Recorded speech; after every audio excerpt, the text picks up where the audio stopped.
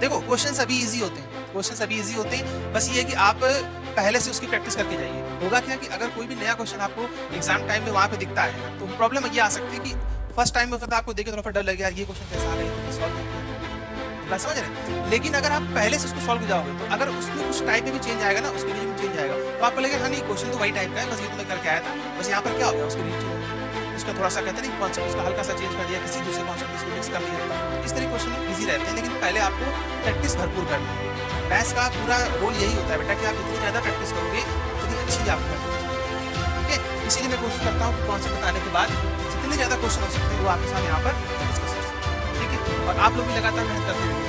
Hello प्यारे बच्चों, कैसे हैं आप सब? मैं उम्मीद करता हूँ आप बहुत अच्छे होंगे और आपकी पढ़ाई बहुत अच्छे से चल रही होगी। प्यारे बच्चों, प्रीवियस लेक्चर में हमने क्वाड्रेटिक क्वेश्चंस की जितनी भी प्रॉब्लम्स थी उसको डिस्कस किया था, ठीक है। साथ ही साथ उसके जितने भी कॉन्सेप्ट और फॉर्मूले थे उसको भी डिस्कस कर दिया था। आज के इस लेक्चर में हम क्या करेंगे? आज के इस लेक्चर में हम लोग जो प्रीवियस क्वेश्चंस कर रहे थे वहीं से कंटिन्यू करेंगे। अगर आपने लेक्चर देखा होगा, आपको याद होगा प्रीवियस क्लास में हमने इस क्वेश्चन को डिस्कस किया था, ठीक है। इंपॉर्टेंट क्वेश्चन था ये। आज इसी का ये जो सेकंड पार्ट है, ठीक है, डिस्क्रिमिनेंट वाले को पार्ट में ही उसका ये क्वेश्चन डिस्कस करते हैं। काफ़ी अच्छा क्वेश्चन है और एग्जाम में बहुत बार आया हुआ है। क्वेश्चन को ध्यान से पढ़िए, पहले क्या लिखा हुआ है। क्वेश्चन में लिखा हुआ है कि if the roots of the equation this are real and equal then prove that this, ठीक है।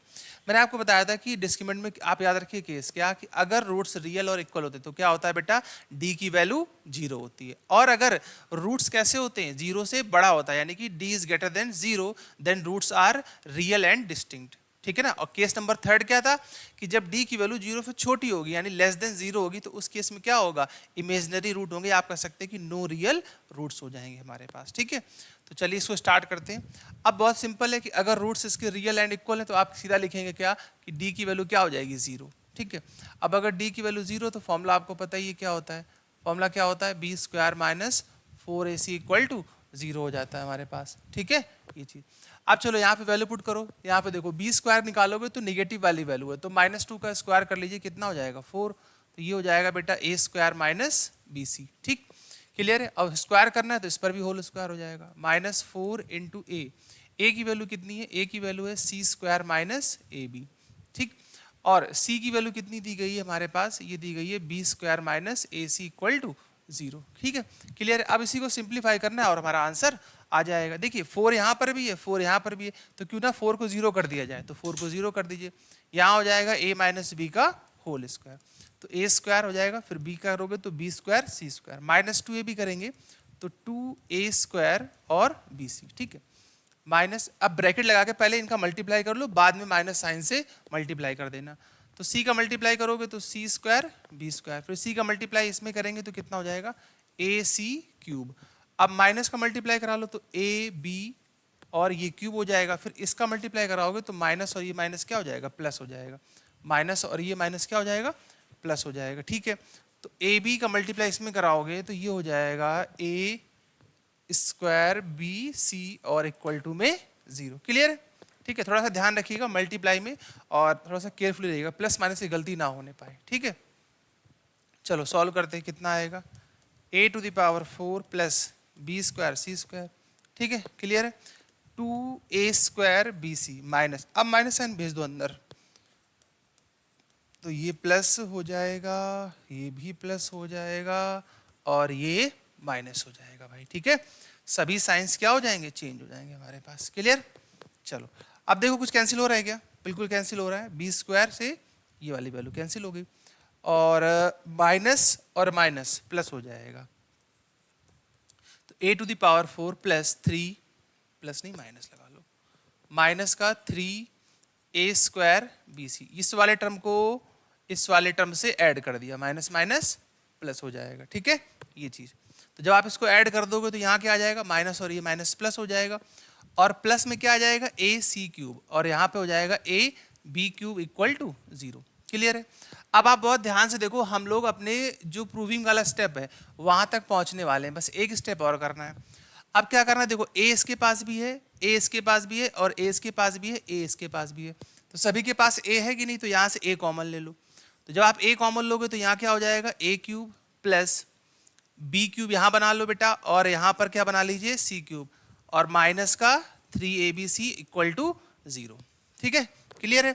अब जब ये स्टेप बन गया हमारा यहाँ पर, तो आप देख रहे होगे अगर मैं इस टर्म को 0 कर दूं, ए को, तो देखो फर्स्ट वाला प्रूफ हो गया, a इक्वल टू 0। हुआ कि नहीं हुआ? अगर आप इसको 0 करोगे तो a cube plus B cube plus C cube equal to में क्या आ जाएगा, 3abc आ जाएगा। तो आपने देखा ये वाला प्रूफ हो गया। हो गया कि नहीं हो गया? तो बस सिंपली है, इसको आप यहाँ से अप्लाई कर दीजिए। तो जब आप अप्लाई करोगे तो यहाँ से क्या निकल के आएगा कि a इक्वल टू 0। ठीक है, a इक्वल टू 0 आ गया। अब इसको 0 कर दो। तो जब इसको 0 करोगे तो क्या आ जाएगा, a cube plus B cube plus C cube और इक्वल टू में कितना आ जाएगा, 3abc, ये चीज। ठीक है, तो आपने देखा कि आपका जो क्वेश्चन था वो बहुत ही इजीली यहाँ से प्रूफ हो गया। क्लियर है? चलिए, बहुत अच्छी बात है। आइए नेक्स्ट चलते हैं क्वेश्चन पे। नेक्स्ट क्वेश्चन देख लो बेटा, क्या है? ये रहा। ठीक है, देखो क्वेश्चन अभी इजी होते हैं, क्वेश्चन अभी इजी होते हैं। बस ये है कि आप पहले से उसकी प्रैक्टिस करके जाइए। होगा क्या कि अगर कोई भी नया क्वेश्चन आपको एग्जाम टाइम में वहां पे दिखता है अगर, तो प्रॉब्लम ये आ सकती है कि फर्स्ट टाइम में तो आपको देख के थोड़ा सा डर लगे, यार ये क्वेश्चन कैसा आ गया, ये तो हमने सॉल्व नहीं किया था। मेरी बात समझ रहे हैं? लेकिन अगर आप पहले से उसको सॉल्व कर जाओगे तो अगर उसमें कुछ टाइप में भी चेंज आएगा ना, उसकी डिजिट में चेंज आएगा, तो आपको लगेगा हाँ नहीं क्वेश्चन तो वही टाइप का है, बस ये तो मैं करके आया था, बस यहाँ पर क्या हो गया, उसकी डिजिट चेंज हो गई, उसका थोड़ा सा कहते हैं नहीं कॉन्सेप्ट उसका हल्का सा चेंज कर दिया, किसी दूसरे कॉन्सेप्ट में उसको मिक्स कर दिया। तो इस तरह क्वेश्चन ईजी रहते हैं, लेकिन पहले आपको प्रैक्टिस भरपूर करनी है। मैथ्स का पूरा रोल यही होता है बेटा कि आप जितनी ज़्यादा प्रैक्टिस करोगे उतनी अच्छी आपकी मैथ होती चली जाएगी। ठीक है, इसीलिए मैं कोशिश करता हूँ कि कॉन्सेप्ट बताने के बाद जितने ज़्यादा क्वेश्चन हो सकते हैं वो आपके साथ यहाँ पर मैं डिस्कस कर सकूँ। ठीक है, और आप लोग भी लगातार मेहनत करते रहिए भाई। चलो देखो बेटा, ध्यान पे समझना है इसके बाद का क्या करना है अपने को। Find the value of alpha. कोई टेंशन नहीं, देखो अल्फा कर दे, ए कर दे, के कर दे, कोई दिक्कत वाली बात नहीं है। Find the value of alpha for which the equation this has equal roots. अब देखो यहाँ पे लिखा हुआ है कैसे रूट्स हैं, इक्वल रूट्स हैं। अभी मैंने आपको बताया था कि जब रूट्स इक्वल होते हैं तो उस केस में क्या होता है, डिस्क्रिमिनेंट 0 हो जाता है। तो सिंपल सा खेल है क्या कि डिस्क्रिमिनेंट क्या कर दीजिए, 0। देखो मैं कंपेयर इसको, मैं स्टार्टिंग मैंने आपको बताई थी कैसे करते हैं कि इसको पहले कंपेयर करते हैं। अब मैं बार बार कंपेयर नहीं करूंगा क्योंकि वरना फिर टाइम बहुत खराब हो जाता है। ठीक है, ये आप कर सकते हो कि X square plus B X plus C से कंपेयर किया और ए बी और सी की वैल्यू को फाइंड आउट कर लिया। ठीक है भाई, इतना आप करिएगा, क्योंकि अगर मैं इतना लिखूंगा बार बार तो बहुत वीडियो बहुत लेंथी हो जाता है। ठीक है, मैं चाहता हूँ कि 20 से 25 मिनट में जितने मैक्सिमम क्वेश्चन हो सकते हैं आप तक पहुँचाया जाए। तो डी की वैल्यू 0 हो गई, तो डी का फॉर्मूला आपको पता ही क्या होता है, B square minus 4ac equal to 0। ठीक है, ये यूज कर दो भाई। देखो जरा बी स्क्वायर कहाँ है, ये रहा बी स्क्वायर। ठीक है, यहाँ रखो। तो alpha minus 12 whole square minus 4 into A कितना है, देखो अल्फा माइनस 12। ठीक है, अल्फा माइनस 12 लिख दिया। अब क्या करना है, 4a के बाद c, देखो c कितना है बेटा, 2 है हमारे पास, और इस तरफ क्या आ जाएगा, 0। अगर आप बहुत ध्यान से देखिएगा यहाँ पर क्या कि अल्फा माइनस 12 और अल्फा माइनस 12 दोनों में कॉमन है कि नहीं है? तो क्यों ना मैं अल्फा माइनस 12 को कॉमन कर लूँ। तो आप कहेंगे हाँ ये तो बात सही है, कॉमन हो सकता है। तो यहाँ क्या बचेगा, यहाँ बचेगा अल्फा माइनस 12 और माइनस यहाँ पर क्या बच जाएगा हमारे पास, ब्रैकेट लगा लेते हैं। यहाँ क्या बच जाएगा, ये हो जाएगा 4 2 ज़ा 8, 4 2 ज़ा 8, क्योंकि भाई ये तो चला गया और डायरेक्ट मल्टीप्लाई कर लिया, इसका 4 2 ज़ा 8 आ गया। तो अगर देखिए ध्यान से, ये तो फैक्टर हो गए, तो यहाँ से एक फैक्टर क्या आ गया, अल्फा माइनस 2, और दूसरा फैक्टर यहाँ से क्या आ गया, अल्फा माइनस और माइनस, और ये माइनस क्या हो जाएगा, प्लस हो जाएगा। तो यहाँ से दो वैल्यू आ रही है अल्फा की, एक आ रही है 12 और एक आ रही है 20। क्या आ रही है, एक 12 और एक 20। तो उसने पूछा कि अल्फा की वैल्यू क्या हो सकती है यहाँ पर। लेकिन बहुत ध्यान से देखो, अब हुआ क्या कि हमने ऐसे तो सॉल्व कर दिया और हमने दिखा दिया कि हाँ दो वैल्यू आ गई। लेकिन मेरे भाई बहुत ध्यान पे समझो, अगर आप अल्फा की वैल्यू को 12 पुट करोगे, ये वाली वैल्यू पुट करोगे, तो क्या होगा, उस केस में यहाँ पे रखोगे 12, तो 12 12 माइनस क्या हो जाएगा, 0। और आपको पता है क्वाड्रेटिक इक्वेशन में a की वैल्यू 0 नहीं हो सकती, यानी इस केस में जो 12 होगा वो क्या हो जाएगा, रिजेक्ट हो जाएगा, और सिर्फ एक ही वैल्यू अल्फा की आएगी, और वो क्या हो जाएगी, अल्फा इज इक्वल टू 20। ठीक है, तो इन बातों का बहुत ध्यान रखिएगा, इन बातों का बहुत ध्यान रखने की जरूरत है। ये नहीं है कि पता लगा कुछ भी आपने वहां पे पुट कर दिया। ठीक, एक और क्वेश्चन देखता हूं। हाँ, ये भी भाई बहुत ही अच्छा प्यारा क्वेश्चन है, प्रीवियस ईयर क्वेश्चन है। चलो देखो कैसे करेंगे सॉल्व इसको। If the roots of the equation are equal, वही सेम केस है, एक इक्वेशन दी गई, उसके रूट्स कैसे हैं, इक्वल हैं। अब इक्वल है तो डिस्क्रिमिनेंट क्या होगा, 0। तो सीधा आप डिस्क्रिमिनेंट अप्लाई कर दो यहाँ पर। डिस्क्रिमिनेंट अप्लाई करिए, जो प्रूव करना है वो अपने आप आ जाएगा, उसमें टेंशन लेने की जरूरत नहीं बिल्कुल भी, ठीक है कि कैसे प्रूव करेंगे। तो डिस्क्रिमिनेंट क्या हो गया, 0। डिस्क्रिमिनेंट का फॉर्मूला आपको पता ही है क्या होता है, B square minus 4ac equal to 0। चलो रखो वैल्यू बी स्क्वायर, देखिए बी की वैल्यू ये रही कंप्लीट वैल्यू, ये बी की वैल्यू है, ठीक है। तो जब बी का स्क्वायर करोगे तो 2 का स्क्वायर 4 हो जाएगा, और इधर कितना आ जाएगा, A C plus B D whole square minus 4 into A की वैल्यू बेटा ये दे रखी है, A square plus B square into C कहाँ है, ये रहा, C square plus D square, और इस तरफ क्या आ जाएगा 0, ठीक है, क्लियर है।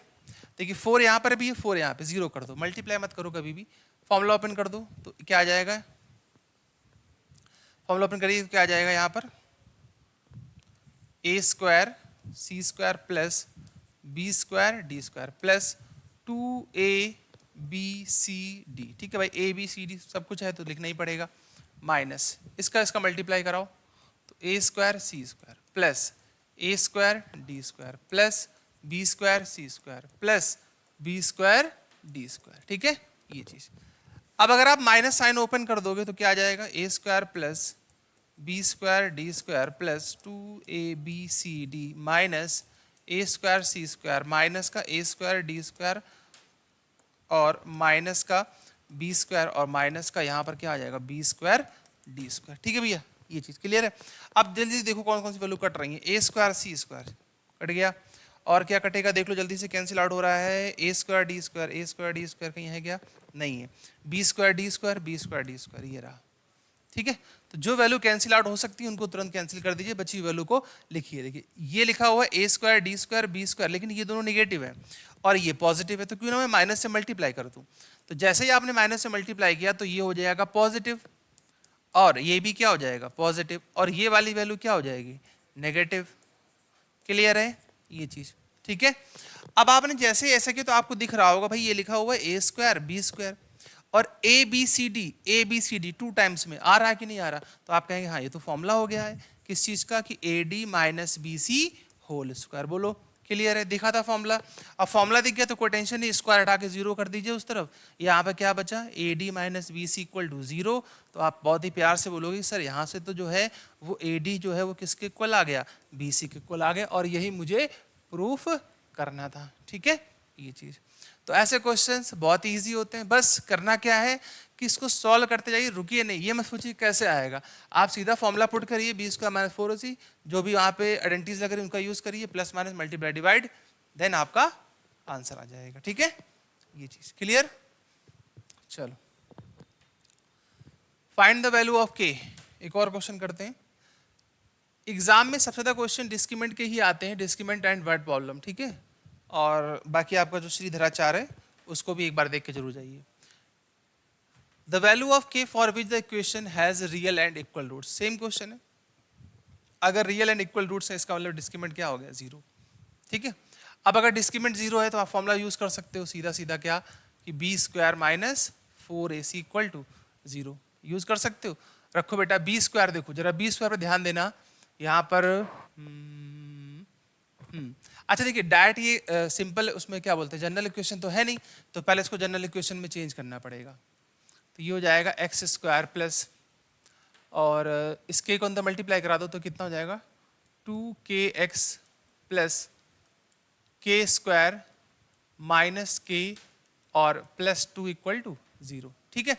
ध्यान दीजिएगा इस चीज को, ये स्टैंडर्ड फॉर्म में नहीं है, तो हमने क्या किया इसका मल्टीप्लाई कराया, तो 2kx के स्क्वायर माइनस के प्लस 2, अब ये वाली वैल्यू बनेगी एक्स स्क्वायर, ये बनेगी बी एक्स, और पूरा कंप्लीट क्या बनेगा सी, ये पूरा क्या कंप्लीट बन जाएगा सी बन जाएगा, ठीक है।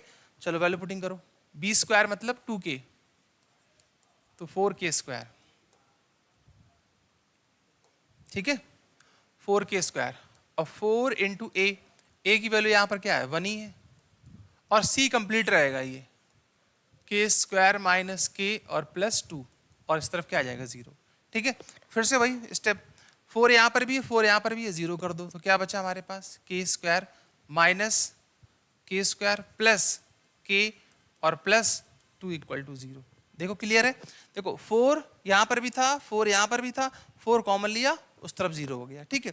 तो यहाँ क्या बचा के स्क्वायर माइनस और यहाँ तो 1 ही हो जाएगा, कोई दिक्कत नहीं, के स्क्वायर ये रहा और माइनस अंदर भेजोगे तो ये प्लस हो जाएगा। अच्छा यहाँ पे साइन चेंज नहीं किया, अभी गड़बड़ हो जाता देखो,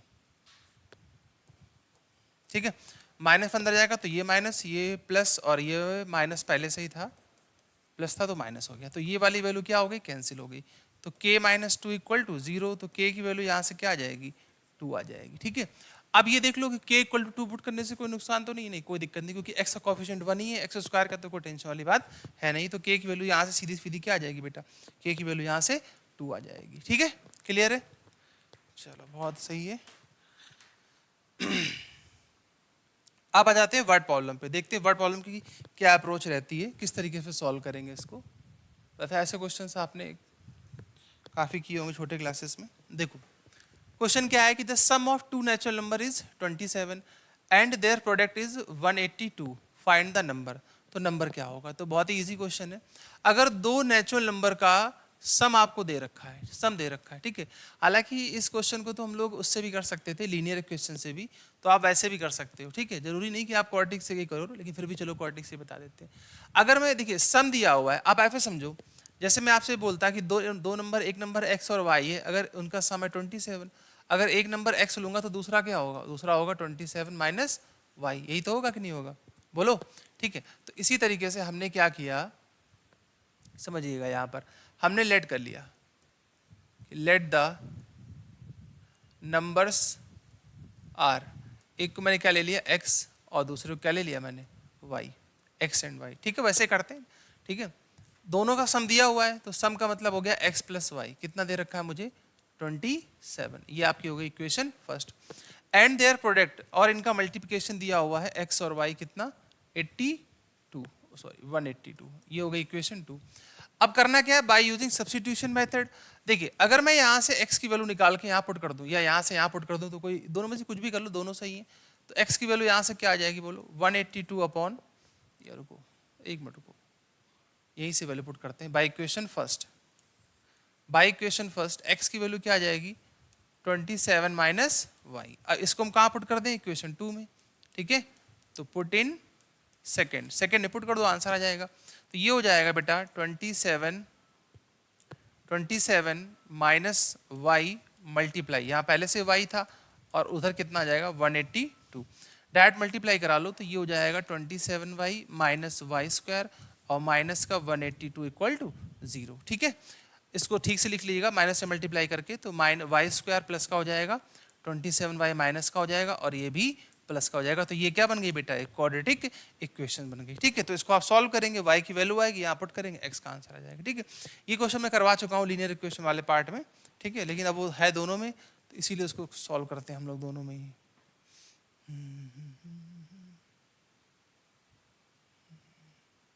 ये वाला क्वेश्चन देखिएगा,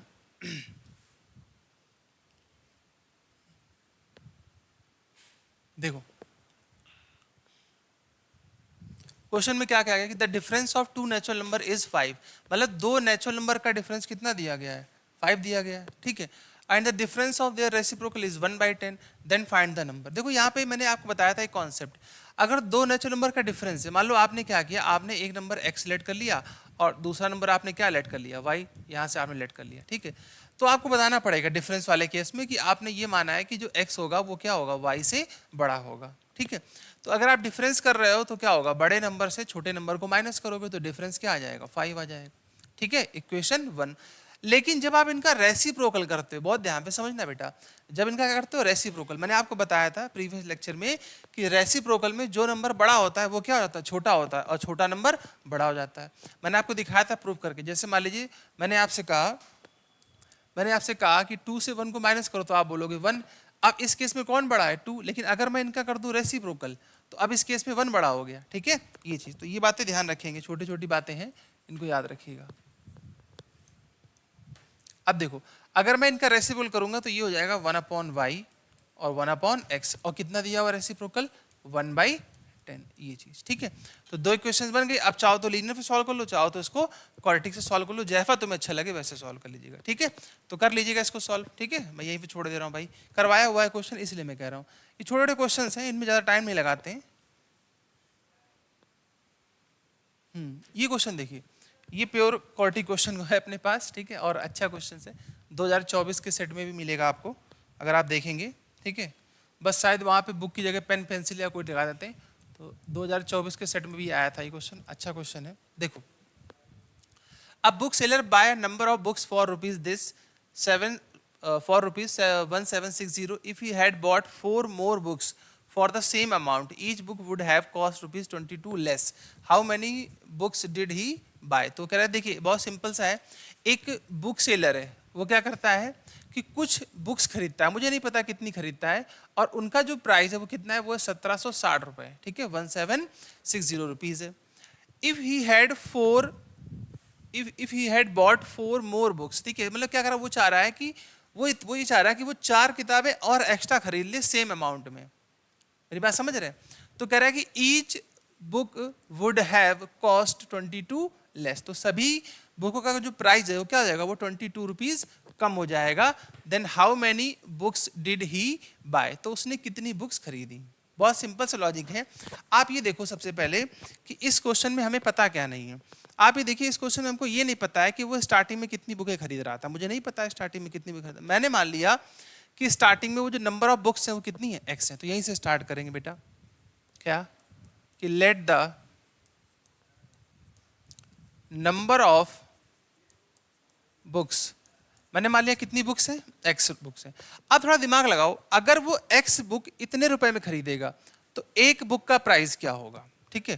तो अगर मैं यहां से क्या करूं, ईच बुक का प्राइस निकाल लूं, कि जितनी भी बुकें हैं सबका प्राइस निकालो यहां से, ठीक है। तो कैसे निकालोगे भाई, देखिए कितना पैसा उसके पास टोटल था 760,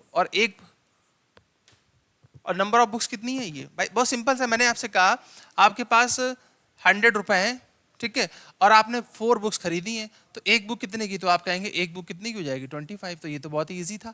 तो बस वही सेम केस यहाँ भी लगाना है, एक्स वाले केस में भी, ठीक है। टोटल पैसे इतने थे, नंबर ऑफ बुक्स कितनी हो गई, एक्स में डिवाइड कर दूंगा, ठीक है, तो क्या आ जाएगा, एक बुक का प्राइस आ जाएगा, ठीक। तो ये तो हो गया आपका केस फर्स्ट। केस फर्स्ट मतलब क्या, कि जब वो नंबर ऑफ बुक्स कितनी थी, एक्स। अब वो क्या चाहता है, कि वो चाहता है कि 4 किताबें और एक्स्ट्रा खरीद ले, देखो 4 बुक्स और खरीदना चाहता है, तो कोई टेंशन वाली बात नहीं है। तो नंबर ऑफ बुक्स अब कितनी हो गई, ठीक है ना, जो न्यू बुक्स तो निकल के आपके सामने आएंगी, पहले थी एक्स, उसमें 4 ऐड हो गई, तो अब कितनी हो गई, एक्स प्लस 4 हो गई कि नहीं हो गई। लेकिन पैसे तो अभी भी मेरे पास उतने ही हैं, तो अब एक बुक का प्राइस कितना होगा, ठीक है। देन ईच बुक प्राइस कितना होगा, देखो सेम अमाउंट है, बस बुक क्या हो गई है, वो बढ़ गई है हमारे पास। क्लियर है ये बात, ठीक। अब इक्वेशन, इसको चाहो तो इक्वेशन 1 ले लो और चाहो तो इसको इक्वेशन 2 ले लो, ठीक है, दोनों केसेस में। अब उसने कहा कि जब वो ऐसा कर रहा है तो क्या हो रहा है कि एक बुक का जो प्राइस है वो कितना कम हो जा रहा है, वो 22 कम हो जा रहा है। हो रहा है कि नहीं हो रहा कम। तो देखिए पहले वो कितना खरीद रहा था 760 बाई एक्स, तो पहले से और अब वाली जो बुक है उसने जब उसने 4 बुक एक्स्ट्रा खरीद लिए हैं, तो अब क्या हुआ है कि अब उसकी जो बुक का जो प्राइस है वो कितना कम हो गया है, वो 22 कम हो गया। तो मैं क्या करूंगा, मैं इक्वेशन 1 को इक्वेशन 2 से माइनस करके किसके इक्वल कर दूंगा, 22 के, ठीक है। अब देखिए इसको जब सॉल्व करेंगे हम लोग, यहाँ से हमने क्या किया, इक्वेशन 1 और 2, इससे इसको माइनस कर दिया, क्योंकि देखिए इतनी बुकें कम उसको पैसे देने पड़ 22 देने पड़ रहे थे। ऊपर से कॉमन ले लो, कितना 7650, ये ऊपर चला जाएगा तो ये हो जाएगा x प्लस 4 माइनस का x, इन दोनों का मल्टीप्लाई करा लेना, तो एक्स स्क्वायर प्लस 4x, और इधर कितना बचेगा 22, तो ये वैल्यू कैंसिल हो जाएगी, तो 760 और into 4 upon x square plus 4x equal to 22, ठीक है ये चीज़। अब देखिए ये शिफ्ट नीचे शिफ्ट हो जाएगा, तो कितना आ जाएगा ये हमारे पास 1 अपॉन एक्स की एक्स स्क्वायर प्लस 4x, इधर आ जाएगा 22 और नीचे हो जाएगा 4 इंटू 760, ठीक है। किसी से कैंसिल होगा, ये देख लो 2 से कैंसिल, 2 1 ज़ा 2 और 2 2 ज़ा 4, ये आ जाएगा हमारे पास। ये 11 से कैंसिल होगा क्या, देख लो ज़रा, 11 से कैंसिल करके देखते हैं एक बार, 11 1 ज़ा 11 और यहाँ कितना बचेगा 6, 11 6 ज़ा 66, ठीक है कैंसिल तो हो रहा है ये, तो क्रॉस मल्टीप्लाई कर दो तो 16 दूनी 32, 320 हो जाएगा, और इधर हो जाएगा एक्स स्क्वायर प्लस 4x, ठीक है। अब इसको इधर सॉल्व कर रहा हूँ, देखो यहाँ समझना बेटा, इधर सॉल्व कर दे रहे हैं इसको, तो ये हो जाएगा x square plus 4x minus का 320 इक्वल टू 0। अब 320 चाहिए तो 320 कैसे आएगा, और बीच में कितना चाहिए 4, तो 16 दूनी 32, 360। ठीक है, तो इसको ब्रेक कर सकते थे किसमें, इसको ब्रेक कर सकते हैं प्लस का 20x माइनस का 16x माइनस का 32 इक्वल टू 0। ठीक है, यहाँ से x कॉमन ले लो तो ये कितना हो जाएगा x प्लस 20। यहाँ से माइनस 16 कॉमन ले लेना तो ये भी हो जाएगा x प्लस 20 इक्वल टू 0। तो ये हो जाएगा x प्लस 20 और सेकेंड में आ जाएगा x minus 16। x equal to minus 20 और x इक्वल टू 16। अब बुक की जो नंबर ऑफ बुक्स है वो नेगेटिव तो हो नहीं सकती, तो फाइनल आंसर क्या आ जाएगा 60 आ जाएगा। ठीक है, क्वेश्चन वैसे लेंदी नहीं था, बस ये कि थोड़ा सा कैलकुलेटिव है, वो तो आपको करना ही पड़ेगा सॉल्व, उसके लिए कुछ नहीं कर सकते भाई। ठीक है, तो वही उसने बताया कि नंबर ऑफ बुक्स कितनी रहेंगी, तो कितनी रहेंगी नंबर ऑफ बुक्स हमारे पास 16 रहेंगी। ठीक है, ये चीज़ क्लियर है। चलिए, तो आज के लिए इतना ही, बाकी आप पढ़ते रहिए, कोई प्रॉब्लम आए तो पूछते रहिएगा। ठीक है, चैप्टर वैसे कंप्लीट हो गया है, पर मैं कोशिश करूंगा इसके और भी जो भी अच्छे क्वेश्चंस हैं जो प्रीवियस ईयर में आए हुए हैं उनको भी डिस्कस कर दूं। ठीक है, thank you so much, bye bye.